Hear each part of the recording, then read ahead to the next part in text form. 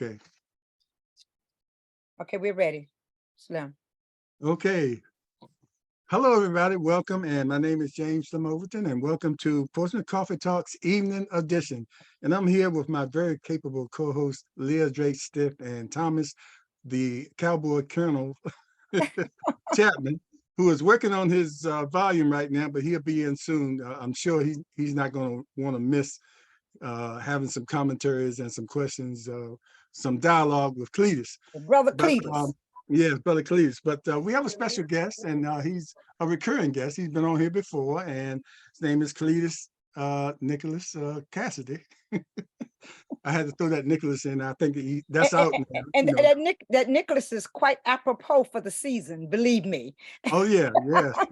That's why I threw it in. Okay, good. But I want to start off. I know a lot of people are going to tune in and want to, they're looking for Cletus, take on certain things within the city and national and everything like that. But I want to start off. I mean, this is what we do here is share information and share information about our guests. So I want to start off with Cletus. I think we've kind of hit on this. Well, let me say this first. He's a very busy person. He has you see it in the morning show that comes on every morning. In the morning. Yep. You see it in the morning. See you. That's it. Just like we speak. See you in the morning. Okay, I'll get it right. Because I don't want people tuning into the wrong show. But don't get other people. Because it might be see me in the morning or something like that. And that's wrong. That's not the show. See you in the morning. Okay, yep. Every morning at 7-ish. 7-ish. I try to get on by 7:05. Right. And it's except for Monday mornings. Well, anyway, we'll talk about that. And plus he's doing Churchy, a series. Yep, that's the sitcom that I'm on. Yep. Yeah, we'll talk more about that, the Michael Carter morning radio show and podcast. Correct. So he's very busy. But Cletus, I want to ask you this to start out. When you started out, you carried the label of being a Christian or a clean comic. And how does that play? Now, I know I've seen you on the bill with comics that use certain language. Lots of profanity. Mike Epps. But you blend right in there. Yeah, you blend right in there and just as funny without using that. But how has it been carrying that label as far as, getting you jobs? It doesn't seem like it's hindered you, at least now, because you're everywhere. And if people know the history, I hope you can bring this up.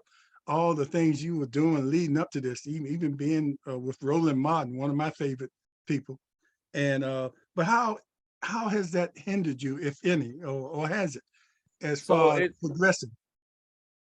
It's as far as progress, not as much. I think it just made the road a bit harder. So one of the things that a lot of people talk about is depending on what kind of environment you're trying to perform in, a lot of people just don't believe that clean can equal funny. You understand? So when they get in and like, if he's doing clean comedy, it's not going to be funny, but you can still be just as edgy as anybody else, just without using profanity. And I think the old axiom that people curse because they don't have the words to say other than the curse words sometimes applies in comedy. Now, I do not down anybody who does curse. It's just not something that I do. So when I first started doing comedy, people thought it was some kind of big religious thing, or I was trying to be holier than thou. But my grandmother was still alive when I first started doing comedy, and I wasn't allowed to cuss around my grandma, and I knew I wasn't gonna have my grandma seeing me out there cussing, so it wasn't something that I do. And if I do cuss, I only use the ones located in the Bible. But but it's she set the standards and you live by them. Yeah, I still do. So even though my grandmother's gone and my mom is gone, like I wanted to be able to still do comedy that both of them could come and see me do. So growing up with them, I wanted to make sure this is what I'm doing. I want them to be able to see me doing it as well. So that's been a blessing for me. But I've had people say, don't say you're a Christian comedian, because if you say you're a Christian comedian, then no clubs will book you. Some people say, don't say you're clean because clubs won't book you. So what I've had to do was just kind of go in and prove that I can work in any room.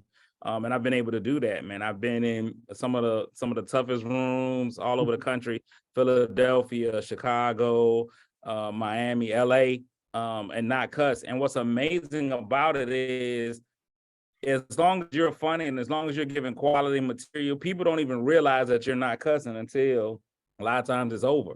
People will come to me like, man, you know what? You ain't even say no cuss words. And I'd be like, nah, I didn't. So it's cool. Your material is strong enough is good. Yeah, you go back to Richard Pryor, those days now. He had times when on his live shows, he was cursing up a storm, but then he might be on the Ed Sullivan show or Johnny Carson show and didn't use any of those words and was just as funny. So, and you have to, if your goal is to go mainstream, if your goal is to be able to be marketable on television, especially like late night. So a goal used to be in the business making on late night, like you said, Ed Sullivan, Johnny Carson, shows like that. That was the goal, to get onto late night. Now that's changed a bit now because of the way that social media and other things have worked. You can become extremely famous without ever being on late night. I don't even think people watch late night television the way that they used to. But that used to be the goal. But you still have to have that ability, because when you get television gigs, the amazing thing about television, you have to send them your entire set. Like, a lot of people don't know it. You can't go up there. It's not like you just show up on Tuesday and do it. When they book you months in advance, you have to send them everything that you're going to say. They're going to look at it, say yes, no, no, yes, no, yes. You can say this, you can't say that. And then they send it back to you and they're like, okay, this is what you can actually perform when you come on Johnny Carson. So there's never going to be a moment where somebody's on Johnny Carson and they was like, I just did this off the top of my head. No, TV is like, this is what you're going to do when you start doing those outlets like that. So it's interesting, and it actually makes you more marketable to me when you can actually do your comedy without cursing. So that's why I get to do a lot of corporate events, a lot of churches, schools, whatever. I'm more marketable because anybody can take it. As long as you can be funny and not necessarily offend people with your words, you're gonna be all right. So they send you back those Secret Service retracted scripts. Yeah. When you send it out, like people wanted to do, so I auditioned for Last Comic Standing, and people didn't realize how hard Last Comic Standing was. Like those shows, those reality shows, Last Comic Standing, the audition was on a Sunday in New York on a Sunday. I left Virginia on Friday. I left Virginia on Friday morning. No, I'm sorry, I left it on Saturday morning. Called myself getting up there early. I was like, I'm gonna get to New York early, have a little time to do what I need to do. A call once I hit Delaware. Like, hey, look, man, it's been people here since Thursday, sleeping in the street, and they might not take but like 100 people, and they already passed 100, so you may not want to come. But I went anyway. We ended up sleeping in the streets of New York overnight to go in, and the audition was 1 minute. They put 4 people in a small room all at the same time. They say, you all have 1 minute, go. And so you can't prepare for it. You have no idea what you're getting ready to face. So we did it. I made it to the second round after the 1 minute, and then went and did 3 minutes in front of some judges, and not the judges you see on TV, a second group of judges, and they were like, yeah, you're good, but you're just not what we're looking for right now. So that disappointment hurt, but I didn't let it break me. I think I was upset pretty much the whole ride home. You feel a lot, I know how Cowboy fans feel, man. The hurt is a lot more when you lose, when you expect to win and you lose. We feel just like the Denver fans. I'm glad Colonel's not able to speak at this time, okay? I'll speak for Colonel. We feel just he probably didn't say any words that weren't curse words. No, Colonel Chapman's cool. But the last thing, Cletus, in this subject, I had to ask, we talked about the cursing and using that kind of language. Have you run across comedians that use that as a prop to the point where they can't, they can't survive without using those Absolutely. So one of the big things that I have, and that I think helps me to stand out amongst the comics nationally, is that I can go anywhere they can, but they can't go anywhere I can, if that makes sense. So I can do any venue, any arena, any group I can go in and do, because my comedy is going to be able to be clean enough. They can't do it. A lot of comics can't. You tell them, hey, I need you to do 15, 20 minutes clean, no cursing, like super clean. They like, nah, cuz just throw me under a bus. They can't do it. Not everyone can do it. The really good people can go into any room. Some people cannot go into any room. And I've seen that. Even when I try to give other people work, I'm like, hey man, I need somebody to do 15, 20 minutes of clean. And they're like, I can't give you that, man. 5 minutes at the most. You see them, they sweating bullets. They like, I need to cuss. So that cuss and crack spirit is on people. Yeah, I'm telling you. You can go in a church and kill a church. I mean, because you got all kinds of people in there. So your jokes have to be so universal and that it affects the whole crowd. And I've seen you do that. Not everybody can do And that. I tell them the reverse too. Like people who can do church, you still have to be able to hit anybody and not just the church. It's not enough churches. I mean, if you're just not trying to do this as a profession, there's not enough churches that are going to be able to pay you any kind of wage, or you're going to be able to live off of it. You know what I'm saying? So if you only have church material, you're not going to be able to go anywhere else. I just did Chick-fil-A Sunday. Yeah, Chick-fil-A. I did Chick-fil-A on Sunday. I couldn't go in there and just do straight church material. And it was Chick-fil-A workers. So it was teenagers in there as well. So I had to come up with something that hit both the teenagers in the room and the adults in the room. And that's just different. If you only have one thing that you can do, you're not gonna make it professionally. I think Kenny Wright thinks he's a comedian tonight. Kenny Wright says your mama ain't got but one leg and it's a kickstand. Yeah, that's an old school one from the 70s.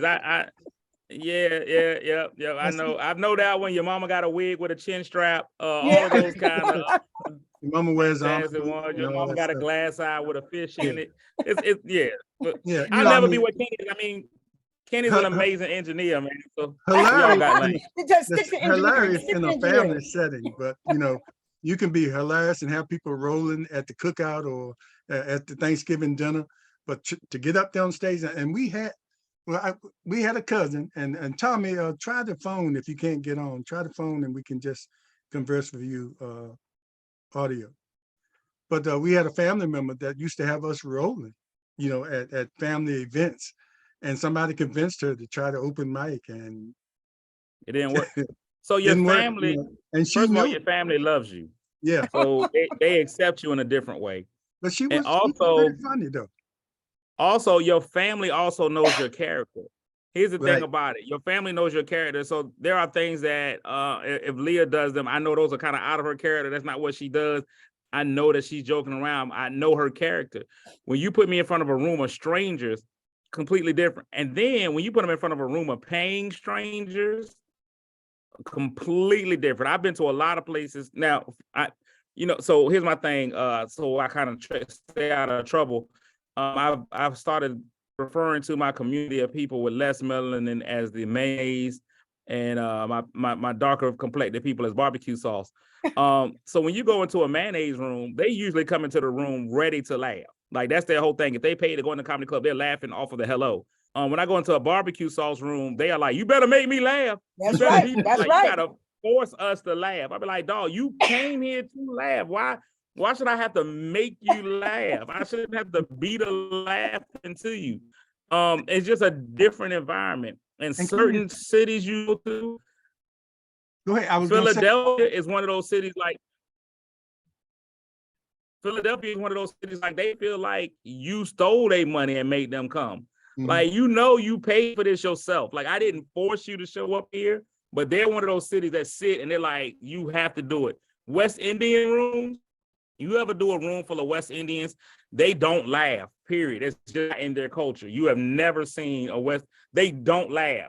So you're doing your whole set and then when you get off, they'll be like, it was the greatest thing I've ever heard, man. And I'd be like, why didn't you show me while I was up there sweating?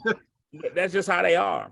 But listen, Cletus, do you need the energy from the audience? Do you need that energy? When you don't get that energy, like you said, the West Indians may not laugh, but how do you continue without getting energy from your audience? So if I'm doing a set in a room like that, man, I believe in my material. I know my material is funny. I've done it before. I know that it's funny. So I'm going to give you this material anyway. And another thing that has helped me a lot is just my background in radio. So because I've done radio, I've been fired from so many radio stations, man, throughout the country. Because of my background in radio, there's no reciprocity when you do radio. I'm throwing the joke out there and I just have to hope that it worked. You know what I'm saying? I might see somebody a week later in Walmart that tells me, hey, man, when you said X, Y, and Z, that was hilarious. But I've gotten that thing now where I don't need people in front of me to give me the synergy of the room, and I can still do what I'm doing. Now, if I do get that synergy from people, then I'm going to try to take it up a notch. Like if I'm getting it back from you, we're going to go. But I don't need you. Yeah. So you can handle it without. I'm an independent Black woman on the stage. I don't need you. I can do bad by myself. But Cletus, also you have to be able to think on your feet, because I saw this personally when you did a set down at Roger Brown's, and I was sitting at the table, and especially when you go after somebody in the audience and you notice they're not taking this too well. You know, most people will laugh, that's funny, you said I had a big nose. But some people will look at you like this. So you have to, sort of read the room and say, Correct. Okay, back off this thing, because this guy's not taking this too well, even though the audience is hysterical. And so I prefer to have people laughing with me than to be laughing at someone, laughing and we're all laughing together. So even if I talk about somebody who's in the crowd, we call that in the business crowd work. Even if I'm doing crowd work, I try not to make it mean-spirited. And you know what I'm saying? I want it to be something where, hey man, we both having a good time. You're enjoying it. We're laughing together at this thing. I don't ever want anybody to leave my show and feel belittled. You know what I'm saying? I don't like those shows where they do that, where they belittle people. I don't like those shows at all. Except Cowboy fans. I try to get them to change their whole allegiance. Cowboy fan, don't sit on the front row of his shows. Good God. You can't win. You can't affect us. No, we thick skinned. We have to be. Yes. Have to be. Yes. I tell you, Lord have mercy. So I finally had to go to my backup here. Yes. But as Cowboy fans, you always got backup. But it always takes the lady to get you on. I see that. Antoinette had to get you on. I understand. Yep, I tell you, Lord have mercy. The Bible says, "He that findeth a wife, findeth a good thing." That's what the Bible says. Amen. Amen. My wife is the hide and seek champion of the world, though. Okay. But as we getting ready to turn over the new year, and I'm a politician kind of talking kind of guy. I know you're gonna have a lot of material when the Republicans take over the House with Marjorie Greene and the rest of the Confederates take over. So the only thing that I'm glad about, listen, the federal government is gonna be what the federal government is gonna be. The Republicans are gonna be who they are. Comedians, we love Republicans. Like every comedian in the country, whether they lived in Georgia or not, went down and cast a ballot for Herschel Walker. Like Herschel Walker was comedy gold. You understand what I'm saying? Like I don't know where he stood on policies, but werewolves versus vampires was enough for me to put that man in. And you said they still haven't identified which is the one. Is it the werewolf or is it the vampire? Yeah. And now we never know. Now we'll never know. I need him to run again so we can find out, man. That is the question everyone in the country is really concerned about. But I just think that the tenor, I think we're starting to grow as people and understand our roles in government and how we can affect government. The negative, the positive negative that came out of the Trump era was people realized we really have more control over government than we thought we did before. Because it really was only, and if you look at when Trump was initially voted in, all he did was go to small areas of people who normally don't vote and that no one usually goes and canvasses, and he got them to vote for him. Exactly. So Hillary Clinton was like, "Oh, I'm gonna hit the big cities. I'm gonna hit. If I go to Wisconsin, I'm gonna hit Milwaukee." And he was like, "You know what? I'm gonna go to Scranton. I'm gonna go to these places where people normally don't care and actually energize them to come out and vote for me." And that's how he was able to win. And I think now people are starting to realize more and more we can do it. I don't believe everybody's an educated voter. Over 1 million people voted for Herschel Walker. There's some things wrong somewhere. Yes. Just seeing the number of people who voted for Trump, there's some things wrong somewhere, but there still was an apathy amongst voters. So we still had a lot of people who didn't go up and show out, So when we start learning that we do have the ability, even when we start looking at our local elections, people kind of showed up. People like, yo, let's show up and vote and really show our opinion. No, everybody, we're never going to have anybody voted in unanimously. No. Right. But when we can go in overwhelming numbers and show what we're doing, I think that's fantastic. You have said a mouthful then, because one, when you look at, say, the numbers of folks that voted for Trump, And a lot of them, I would say, are downright I just got to use the R word for them. We can't say that. Let's just say that they're mentally challenged.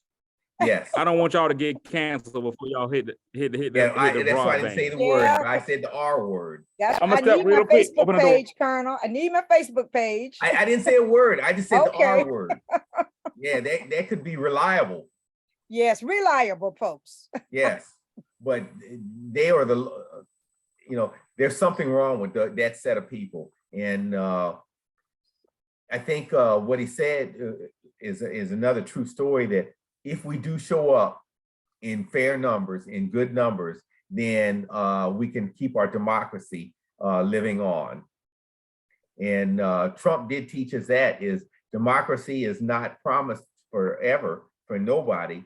And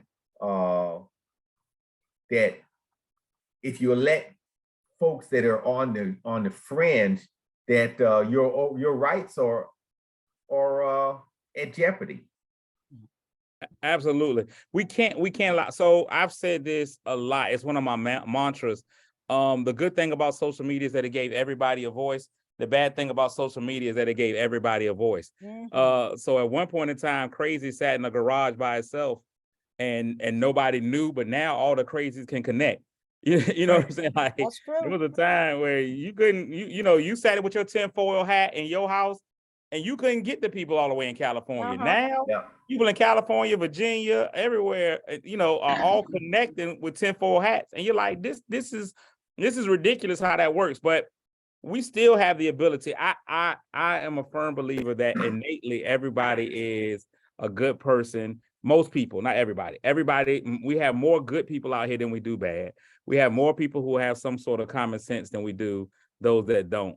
I just believe that. And I believe that if we can energize those people who are in the right, then we can go ahead and we can win. We can overcome a lot of stuff. I believe there are way more people who aren't racist than there are those who are. Yeah, I agree with you. The thing is, we have to be able to speak up, and the non-racists have to be able to speak up and be like, this isn't right. We can't let them be the loudest. The squeaky wheel gets the noise. And you already know, man, a lot of crazy people make a lot of noise. Squeaky wheel gets the oil, I'm sorry.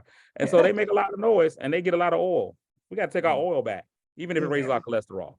And those crazy people, as you look at comedians compared to that are informed politically, especially when you deal with things that happen here in Portsmouth, it makes it a little easier pill to swallow.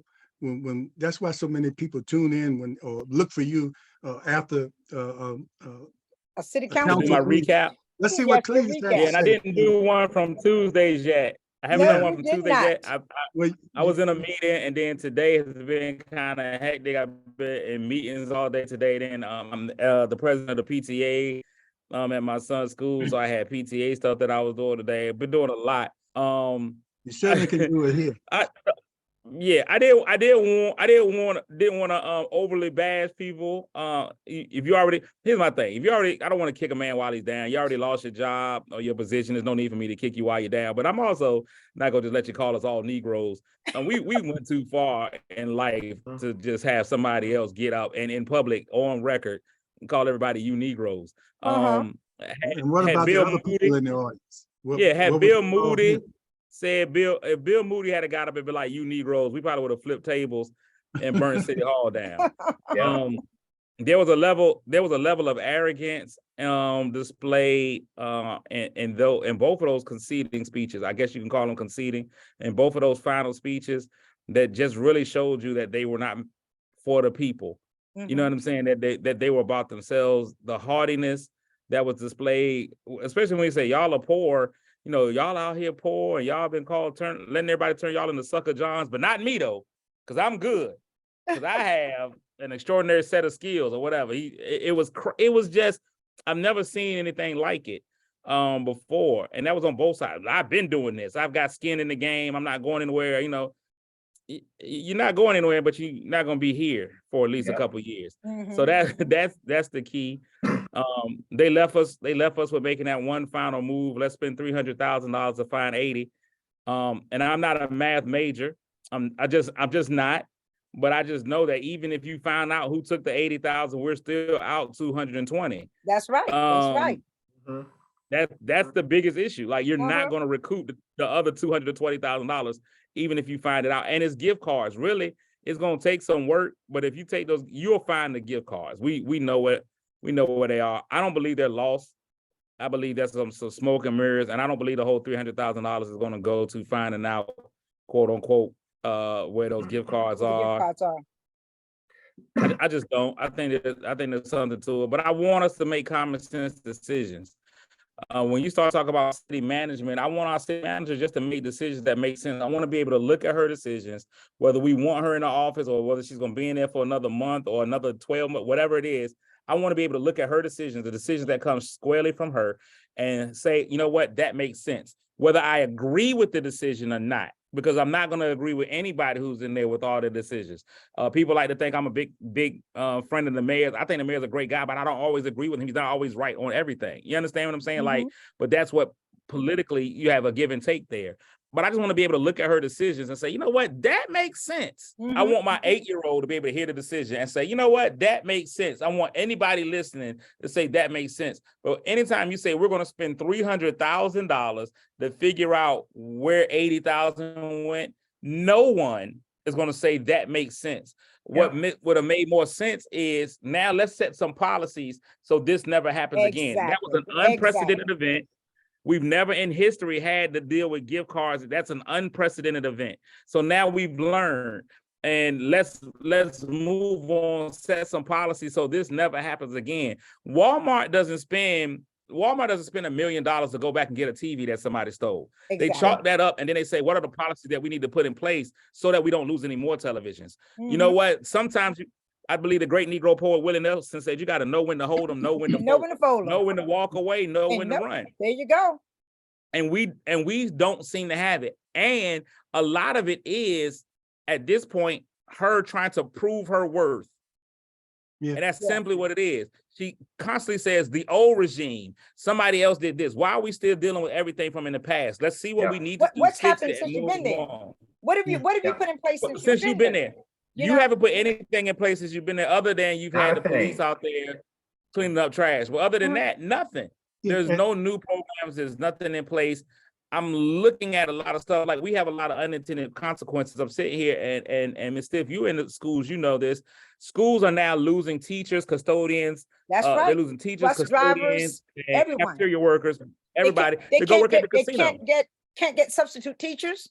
Nobody wants to come work in the school. They're now working at the thing. I saw a position. This is no exaggeration. I saw a position open in the school that paid less than some kids who will be graduated from high school will be making more than some of the people who are working in the schools by working at fast food restaurants, Panera, and the like.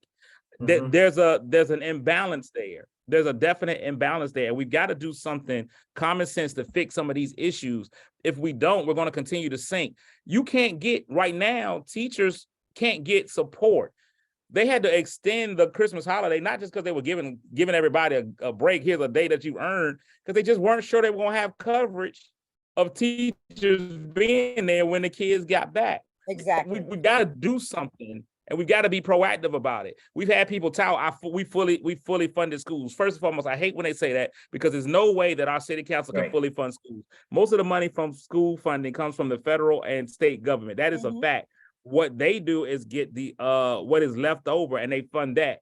However, if you go back and look at the history of the school board, they have yearly not been given all that they asked for. So they have reduced the amount that they asked so that they can get all that they asked for, and they're going to make do with it. The very simple way that I explain it to people are, if you know your parents aren't going to give you $20 a week, eventually you're gonna stop asking them for that 20, and you know they're gonna give you 15. You'll ask for the 15, and you'll make do with that 15. And that's what our school system has done.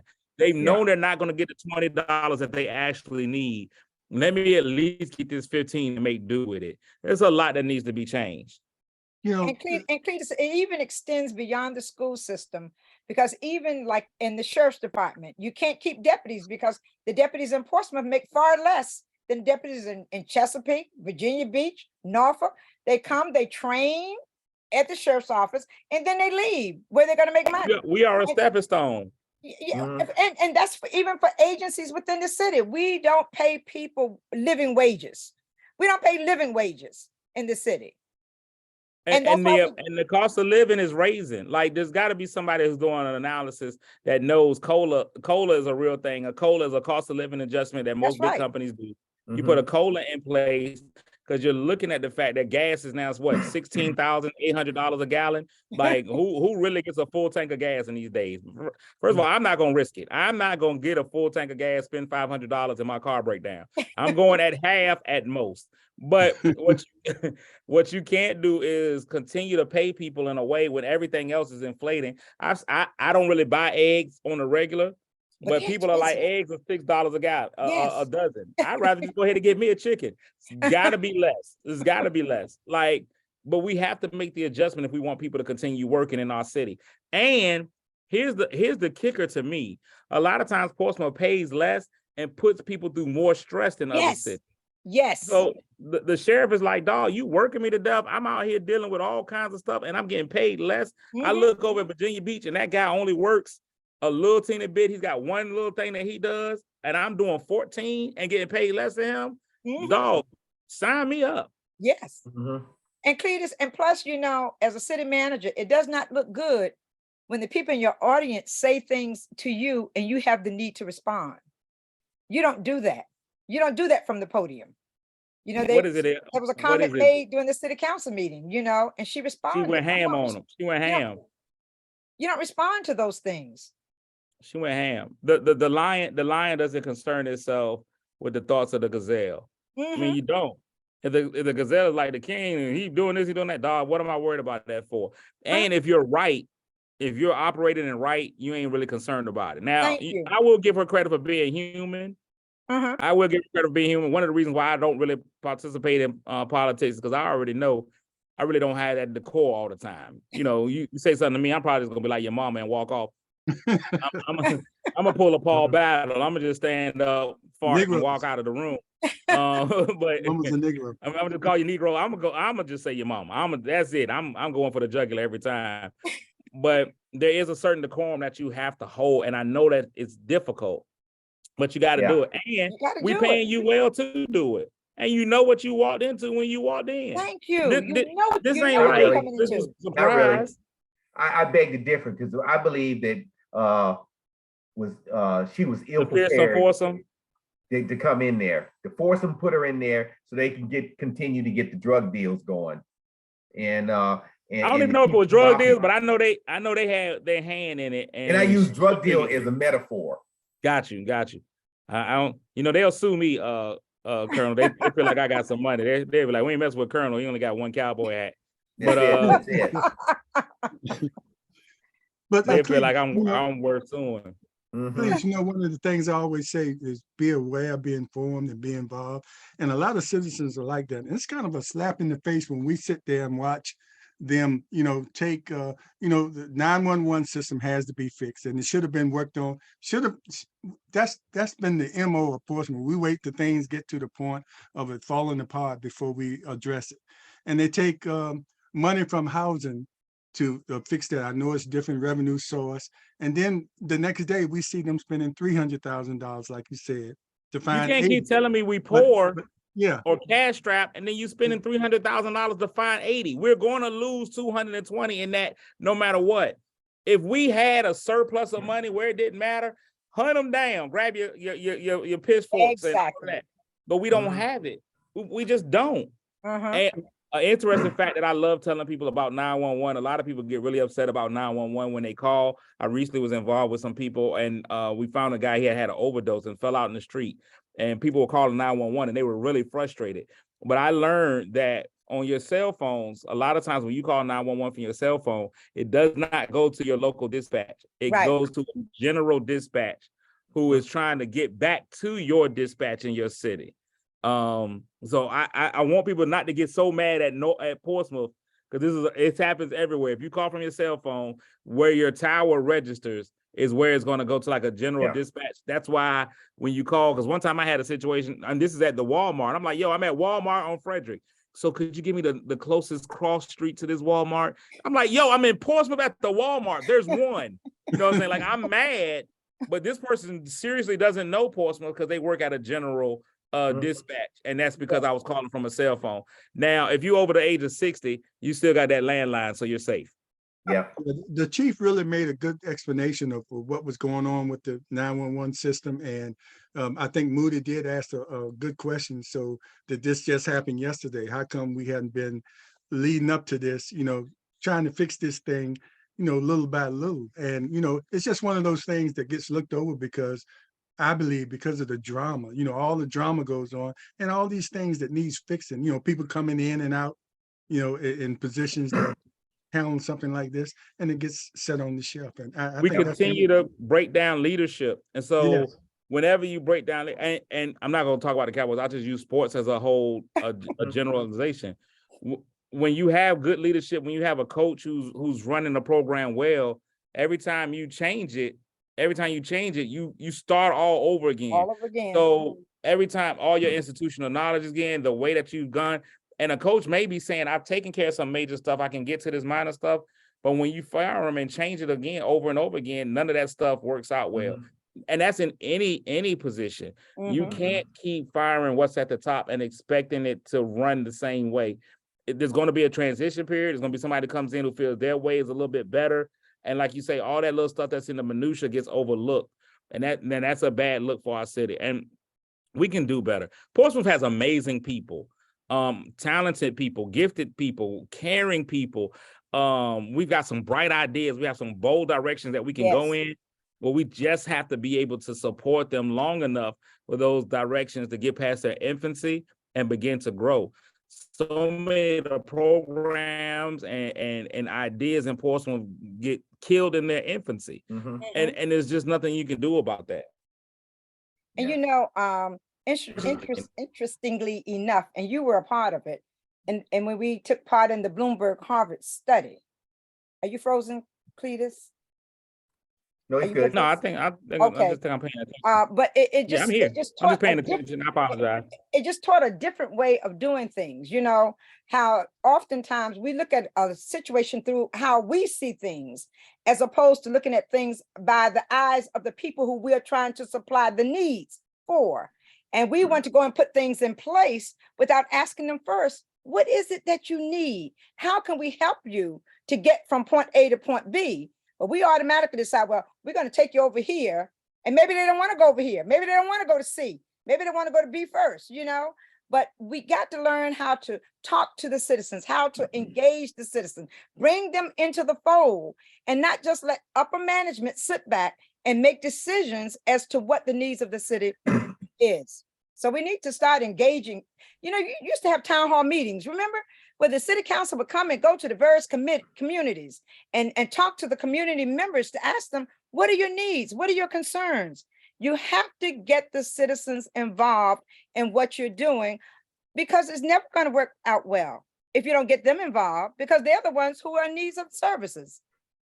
And not everybody agrees with me, but that's why I'm such a big proponent. I really think that Portsmouth needs to go to a ward system, and you have someone who lives in a particular system. Yep, and whoever lives in that neighborhood will represent that neighborhood. I think there's a different level of responsibility if you live in Cavalier Manor and you are sitting on council and you never come in there with Cavalier Manor's problems. You never get anything fixed in Cavalier Manor, and people in Cavalier Manor can come to your door and be like, "Hey, you told us that you was gonna put us on, on the forefront." Because right now we have people who live in areas who can only assume what's best for that area. Exactly. And they may not necessarily be correct. You have a lot of people who be like, this is what we need to do. They never been there, but they're going to tell you, this is what you need, this is what you desire. You don't know, because you've never been there, you've never seen it. And we don't have anybody to honestly speak for those people, or do what James says a lot of times, inform the people. Because I see a lot of people who come in and they have no idea. They speak well, eloquently at the city council meeting, but they have absolutely no idea what they're talking about or how things work. Exactly. And I'm just like, that's not even how that works. I had somebody come in and they were fussing about us needing a trade school, and even though she spoke eloquently and she was absolutely correct, a trade school is not the city council's issue. That's something you can be taken to the school board. You know what I'm saying? Like, we just need those little steps of being informed. Indeed. You are so correct. You are so correct. But then the voters get fooled every so often too. and they buy the cliche. I'm from the hood, so you need to put me in down there. I'm different from everybody. And so Portsmouth has had leaders from. This is something I saw. You know, we had one person who always told us that they were from Dale's Homes, and like being from Dale's Homes to where they were was some kind of amazing achievement.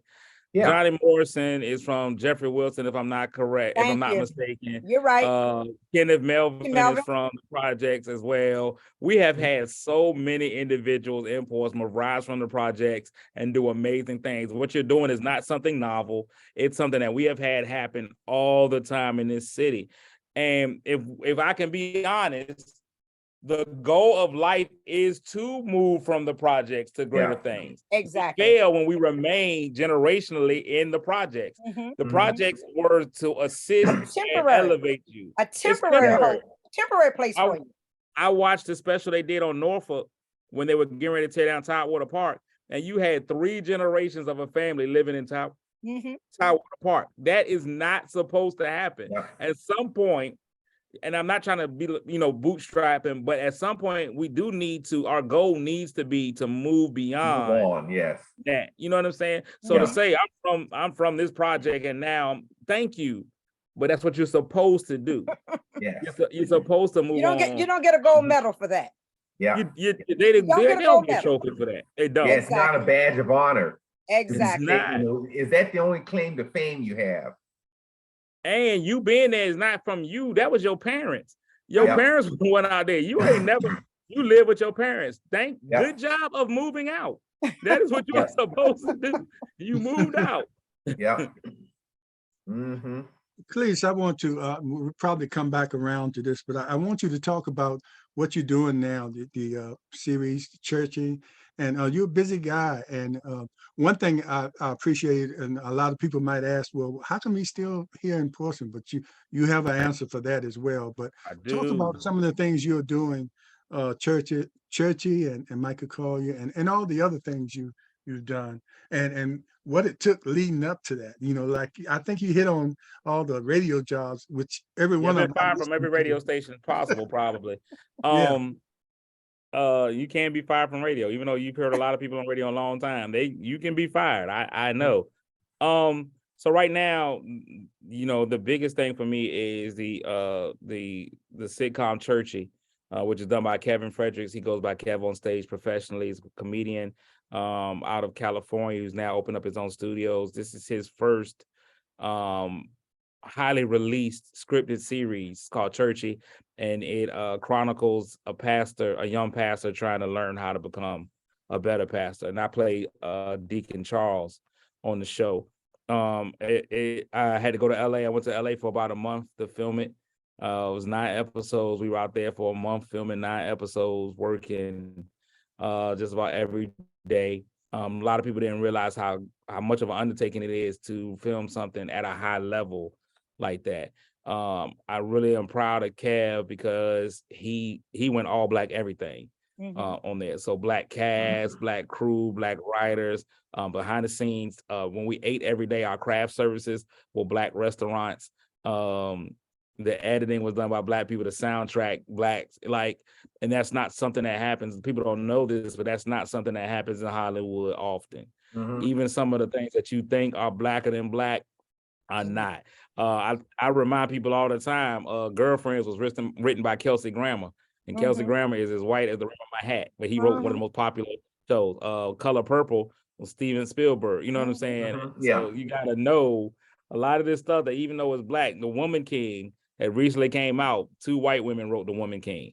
So we get behind it, and Hollywood just normally doesn't do all Black. So Churchy's on, season 1 is done. We're on, the season finale should be airing on Saturday. It comes on the Kevin on Stage Studios app, which is great. I'm also doing a Michael Collier morning show and his podcast, Michael Talks to Everybody. Michael Collier is working on that show. Has shown me, and I like to tell kids all the time, man, that you can be anywhere if you put your mind to it. You're as good as anybody else. You can be on the stage with anybody. You can work with anybody. Michael Collier is somebody who I watched growing up. I watched him on television, on Def Comedy Jams and all those things. And as a youngster, I would have never had a thought in my mind that this is somebody who I would be working with called a peer. Michael just thinks I'm the greatest thing ever. He calls me a genius all the time. I'd be like, you know what? Keep doing that, Michael. It's great. And he keeps giving me opportunities to be on his show because he's just a big fan of mine. So, and that just tells me like there are kids in school that I see, but like, listen, you're gonna be better than me, greater than me. Just continue working, keep doing what you're gonna do. You're gonna take the torch and go a lot further than even I do than I have. And I still have my comedy stuff that I do on my own. I've been on a couple of tours, also went on the tour, and then we had sex. I didn't do that on stage, but it's a married couple, Kristen and J-Rod out of Virginia Beach. They have probably the fastest growing podcast in the country. She was the one who was down at Roger Brown's when you had your show. She was at Roger Brown. She came and did a show with me, and I toured with her and her husband. That's been fantastic all over the country. And that was another example of how you said it was like a paradigm shift. Like I can get on stage because, you know, some of my saved people are like, oh my God, it's called And Then We Had Sex. Yes. And so did you. That's how we have children. And there's a way for you to handle that appropriately without you having to clutch your pearls. So I'm able to get up there and have adult conversations with people and lead an adult-based show. I still don't cuss. We still have a great time. I don't even get too raunchy. Now, they may do a little bit more than they do a lot more, but we're still able to do it. So I've been blessed. I never left. I always said I would not go to Hollywood unless Hollywood called me. I always said that I'm not going to Los Angeles unless Los Angeles called me. So that was one reason why I never left. Yeah, and they've been calling me like, but I get to come back home. And my kids are very important to me. And so my kids are here. I never wanted to be the dad that only dads in the summer or only dads every 2 or 3 weekends. You know what I'm saying? So I pray to God, like, yo, can I do this from here and still be a good father? And if you don't want me to be able to do that, then I'll choose fathering first. Like, I'll choose to be a father over all of it. Like, you can have this. I'll go work at the shipyard. And not to take away from anybody that works at the shipyard. They actually make great money. But that wasn't my calling. But if God wasn't going to let me make it in entertainment from here with my kids, then I wasn't worried about it. So now my daughter's in her senior year of high school. She just got accepted to University of North Carolina, Greensboro, which was her top choice of schools. We just got a acceptance today from Virginia State. I was like, I didn't even know you wanted to go Virginia State. She's like, yeah, but they sent me a letter. And the application wasn't hard. So I sent that in. So she got accepted to Virginia State too. So it's going to just come down to where she chooses to go to school. And my son is the proverbial mama's boy. Like I've done my time with him. Like he doesn't care. So when I went to go film Churchy, true story, I came home a day early. I met my daughter at the bus stop. She almost falls off the bus crying, leaving her stuff on the bus because her daddy was home. I go and surprise my son. He's like, "Hey, what's up, Dad?" And that's all he gave me. Like, he ain't seen me in a month. He's about his mama. Like, if his mama were to go away for an hour, he'd be in tears. So he's the proverbial mama's boy. She's a daddy's girl. I'm a girl dad. So I'm looking at a little more flexibility as far as like moving a little bit and spending a little more time in Los Angeles because a lot of people want me out there. But it's a journey. But Cletus, it's beyond your kids because you're the father to all those kids at Parkview Elementary School. Every time I come into Parkview, Cletus has his little. I called him today the rooster with the little chickens following behind him. All the kids coming to Cletus, especially the young men.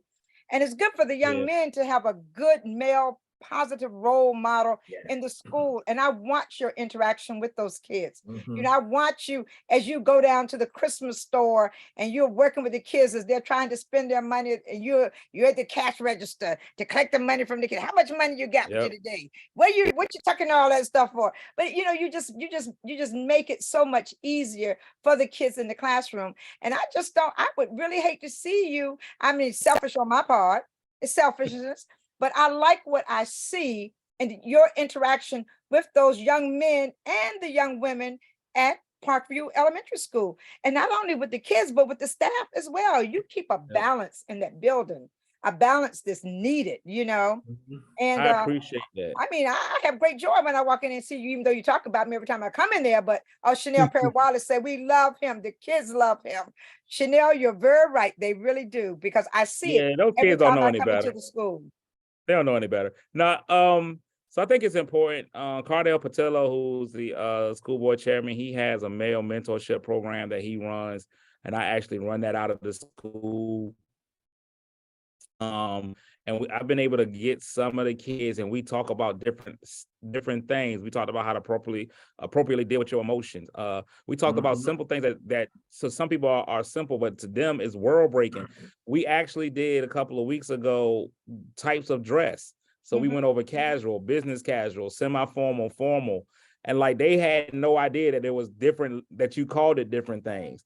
And we went over, when do you wear certain outfits a certain time? Just time and place.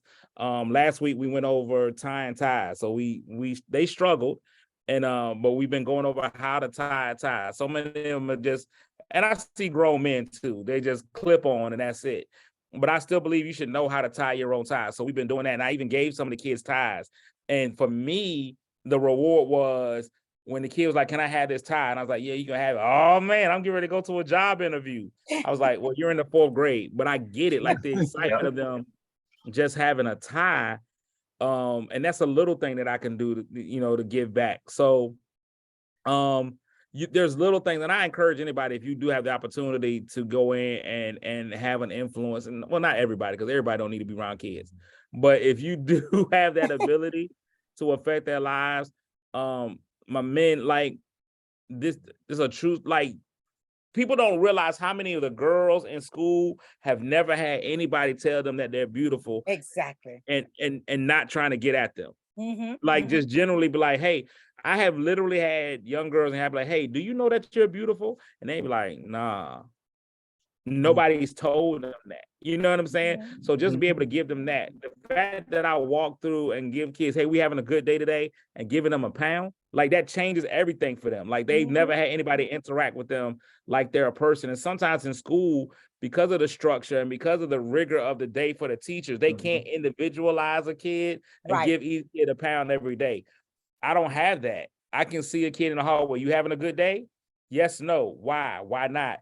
Even with some of the discipline, when the kids are coming out and they're in trouble, I can get them calm or talk to them before they even get to the principal. You know what I'm saying? Talk to them. Right. Why was this problem? Why are we here? What are we doing? Let's talk this thing out. And they'll talk to me differently than they'll talk. I tell them all the time, "Listen, you talking to me, you're not in trouble yet. Let's figure this thing out." And I love it. And I think I'm making a little difference in the kids' lives. And even the teachers, when the teacher's having a bad day. Yes. I talk to some of the teachers. Daily. I see it daily. You're making a major difference. Man, I appreciate it, man. I don't boast about it a lot, so people be like, "What are you doing?" But that's not why I do it. Right. You know? And I've done it at other schools. I have a friend of mine who's a principal over at Churchland Primary. She's like, "I saw what you did at that school. Can you come over here and talk to my kindergartner?" And I had a kindergartner over there. That dude was so happy to have somebody in the building. He had been having some behavior issues. And I came over and I was like, "Can you just give me a tour of the school and I'll get you your favorite drink?" And he was just so excited for that. He behaved the whole week just to give me a tour of the school. Now he fell back off the wagon the next week, but that's not the point. The point is, those he had a good week. He had one good week. And you take it week by week, day by day. And if any teachers are watching, they know if you can get a kid to have a whole good week. Thank you. Man, they would pay their salary for that teacher, that kid that needs to be redirected a lot. They have a good week. And you were Santa Claus today, weren't you? For school. So let me tell you this. I had a dueling Santa Claus today. Some people won't let you be great. I was Santa Claus earlier in the week. And then one of the fathers of the teachers, Mr. Veal, came in and out Santa Claus me today. He even brought a dog. Listen, people are hating in ways they've never hated before. And me and Mr. Veal got beef right now because Mr. Veal bought that dog in. He bought a Mrs. Claus. He beat you out, Cletus. He out Santa'd me. But all the kids know that I'm the original. And I had already told the kids, they're like, "You're Santa." I was like, "Only on Tuesdays. I got another guy that'll work on my twin brother." So I still probably get all the credit for it. Cletus, I have to throw this in because I think it's helpful as far as parenting is concerned. One of the most under the radar videos that you post on your page is the interactions you have with your children. Oh, my kids. Especially with your daughter. And I've been watching those for a long time. Kind of watch your daughter grow up on there. But her reactions to your comments are just classic. And I think it's a lesson in parenting. Sometimes you have to have those interactions with your kids, you know, and I can think off camera, you having candid conversations with them as well. But the on camera reactions or interactions you have with your children is classic. And, you know, I hope you save those videos and show them, you know, so more people can see them because, like I Yeah, I said, want to. lesson in parenting. I don't even parent. So here's one of the things that I say about everybody. Everybody learns from their parents one way or another. Either you're going to be exactly like your parents were, or you're going to go the exact opposite. That's usually how it goes with people. Either people are going to be the spitting parenting image of what they received as a parent, or they're going to go the opposite. When you see people who have very, very strict parents, either they're going to be very strict with their kids, or because they hated their strictness so much, they're gonna be like, I ain't gonna never tell my kids nothing to do. I'm gonna let them go. People who had those relationships where they weren't close with a parent, then they'll be like, you know what, I'm gonna be my kid's best friend. And that's kind of where you fail your kids when you become their best friend. A pastor friend of mine, Carrie Smith, told me, you are not raising your kids. You are raising somebody else's parent, somebody else's husband, somebody else's, and this is what you're doing, because eventually they have to leave you. Where we fail is where we try to keep them ours forever. And they're always going to be your child, but they have a greater function, and you have to train them for what that greater function is going to be. So that's how I kind of try to be with my kids. Anybody who has kids know they don't come the same all the time. You can have the same two kids, same woman, and one kid is one way, one kid is the other. I just don't understand it. You think you mastered it. Nobody ever masters parenting. Even Jeffrey Dahmer's parents probably thought they were doing right. But 87 body dinners later, they found out that was not the case. Made a mistake. But you they'll realize what they're doing. You try to raise them. They'll catch it later. Yeah, you try to raise them the best you can, and much later. So my prayer has always been that I do well by them. I try to communicate with them while still maintaining the balance of being their father. My daughter is she's such a daddy's girl. And those interactions with her that y'all get on film, a lot of times are interactions that we would have off camera. Like that's just how we talk genuine. And we get along. It's natural. We don't try to do. We are not a cut a camera on and let's act this thing out. Nah, it's just you can tell it's genuine. Yeah. If she walks in, this is us. And I've always decided that nothing. I learn a lot from things that I read. I read a story about a man who was a big time banker. He was very famous. He was very successful what he does. And his son would come in and ask him something. He's like, don't waste my time with that, man. You don't understand. I gotta work. And so one day the little boy said, Dad, how much do you get paid per hour? And his dad was like, you can't be concerned with how much I get paid an hour. You don't understand. I'm doing this. And the little boy had his piggyback. He said, because I was willing to give you all the money that I have to pay for an hour of what you do. And we often we get so wrapped up in doing, I'm working hard to pay for you. I'm working hard to get this done. I'm doing this. And we forget that we need to interact with our kids. So I'm not going to allow me being on a podcast, no matter how important it is, to be more important than me telling my kids good night.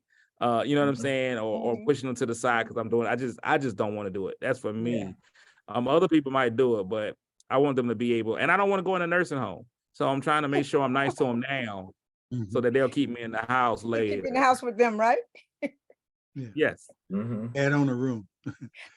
Great. We're winding down, and this is the time. Time already? Yes, it is. You know, I'm long-winded. I apologize. No, you're not long-winded. That's what we wanted. But this is the point where the co-hosts make their final statements or whatever they want to say. And the Colonel, this is Thursday, and you know what the Colonel is going to say. Football game is about to start. I don't know who's playing. Doesn't matter. But anyway, we're at that point. So nice 49ers and Seahawks. Yes. Good game. That should be a good game. But I'll lead off first since Slim opened the door about football. But Cletus. If you're going to ask me about Deion Sanders. No, I'm not. Okay, good. Even though I wanted to go, I couldn't figure the time was gone. We didn't even get there. Well, can you answer that? What do you agree? Let me get that off my chest now. You don't open the door, just like they say in court. The judge says, you open the door. Yep. So Did Deion do right by leaving this early? Deion did right by Deion by leaving this early. Yes. And that's it. But Yep. Deion Sanders has always, if you follow Deion Sanders, I have been a fan of Deion Sanders since Deion Sanders was playing professional football. Since Deion Sanders pulled up to the combine, ran the 40 and ran out the building. Deion Sanders has been about the promotion of Deion Sanders his entire life. Yeah. And it wasn't going to change. And whatever Deion Sanders has to do to promote Deion Sanders and get him to a higher level, he's going to do. And if you fall victim in the wake of the Deion train, that ain't on him. That's on you. That's how Deion is. So you can't expect it. But Monty Jones made an amazing statement to me. But Monty Jones said, Deion Sanders spent 35 years convincing you that there is no one like Deion Sanders. So how can we expect somebody else to step in where he went and be him? It's just not possible. Right. People say, let other NFL coaches coach. Eddie George has been toiling at Tennessee State before Deion Sanders got in, and nobody paid attention to Eddie George. Eddie George is an NFL player, but he is not Deion Sanders. Mo Williams is an NBA All-Star basketball player and head coach at Jackson State. And he is begging people to come to the basketball games because Mo Williams is not Deion Sanders. So that's just it for me. College sports is really fickle. I will say this: Deion Sanders did not do anything that white coaches have not done throughout the history of college sports. They have gone in, used the school as made them stepping stones. Nick Saban, I'm an Alabama fan. Nick Saban has done it. He used it to get to the NFL. Realized he didn't want to be there. Lincoln Riley has done it. So many people have done that. Amazing people have done that. Deion, the problem I had with Deion was when he came in and said, God sent me here to change it for all HBCUs and this, that, and the third. God didn't change his mind in 2 years. No. Yeah. If God sends you on a mission, that mission is going to get completed, and then he'll elevate you to something else. The lack of faith that Deion had, that the Colorado job wouldn't be the only job that he ever got, is what disappoints me. And the fact that we are so conditioned to believe that the white man's money is always going to be there. Colorado said, we don't even have the money to pay you. The money. We ain't got it, but we're sure we will have it. You took that man's rich over black people who are already paying you a guaranteed check from a black school. I can't rock with that. And the fact that he really campaigned on saying, I want everyone to know our black colleges are just as good as any PWI. Thank you. And then he immediately left the first chance of PWI got on. First time the PWI called him. That's right. And to a Colorado team that in is 2 horrible. years is they're horrible. But in 2 years, I expect them to be, they'd be trying to run him out there on a rail. Quick, fast. If he doesn't win immediately, if he doesn't create miracles out there, they ain't finna hear it. Because they have no reason to continue supporting you. They just only see you as a football coach, and they only want football results. When he was at that HBCU, you were family. We wanted to see football results. And we wanted to see so much of it. Yeah, exactly. But go Norfolk State. It works for us. Hey, behold the green and gold. That's all I care about. Hey. We would have beat Jackson State anyway. So saying that, now we got that off our chest, and it's 8:15 is football time. I'd like to thank you from the bottom of my heart that you're out there with these young kids and being a role model. And we need black role models, male role models for these kids, because you made a comment on one about the ties. And there was a little small thing with that, and saying, that child probably didn't get that little bit of training at the home that you gave them, how to tie a tie. And that's small things that you're giving these kids, and it's going to pay off big time in the long range future of that child and these children that you interact with every day. And so I just got to say, hey, from my heart, thanks. Man, I appreciate that. Thank you.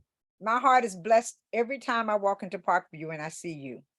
And you don't know the number of times I have watched you without you knowing that I was watching you. Just watching your interaction with those children, watching how they interact with you, watching how you interact with the staff. I mean, it's just such a blessing to see you in that environment, because you're going to some schools and you just don't get that warmth that you bring into the building. And you bring it with you from when you walk into that door, because they head to you. As soon as you come through the door, the kids heading in your direction, you know. So I just want to thank you for what you do. I want to thank you also for blessing my heart when I can get up early enough to hear your early morning show. And when I can't, replay is on all day. I watch it later on in the day. But I want to thank you for your commentaries on the city of Portsmouth, because my friends in Alabama and other places, they love your commentaries on the city of Portsmouth. So you make my friends happy. So I just want to thank you for all that you do for the city of Portsmouth. And like you say, you do it, you don't tell anybody about it, you just do it. And that's a blessing within itself. And I'm just so thankful to know you as a friend and to be able to call you a friend. And to know that you also, I hope, call me your friend. But I just want to say thank you so very much, Cletus. But we love you. We really love you. And we got to have you back, because I had some other questions, but we'll get there eventually. Slim? All right, I love y'all more than Oprah. That's why I come on y'all show and not her. Oh, well, wonderful, wonderful. Yes, we appreciate that. And Cletus, I appreciate you. And ever since we met under the circumstances I was in during that time, and consider you a friend, and you've always come to the table when we've asked, and even as a Norfolk State grad, helped us out, helped out Virginia Union make $30,000 for an endowment. We really appreciated that. And before you go, let me clear that up. Let me clear that up, James, for people be trying to add. I didn't get them $30,000. I just worked. People be trying to, then my family will start calling. But go ahead. Yeah, well, thanks for clearing that up. We don't want any of that. But your presence was very helpful in that endeavor. And real quick, briefly, before you go, the Colonel is on here, and he's in our family, and I think he's turning into the resident family comedian. And I witnessed that at the last Thanksgiving dinner, and I think he needs some help.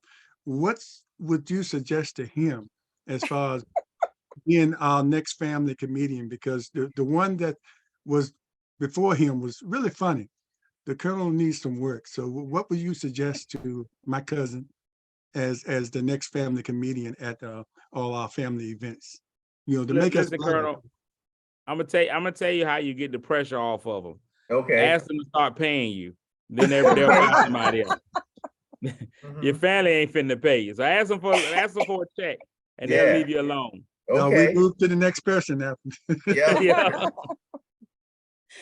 But anyway, thank you. We appreciate you. And Michelle Smith, will I be at the IC Norcom 110th reunion? Of course it will be. There's a level to my benevolence. There's a limit to my benevolence. Once we start talking Norcom, a lot. My mom and my dad both made the mistake of graduating from IC Norcom. They were my dad in the class of 68 and my mom in the class of 70. She was there when I was there. Hey. Yep. That's right. They were brilliant individuals. So I say we all learn from the mistake of our parents and try to do a little bit better.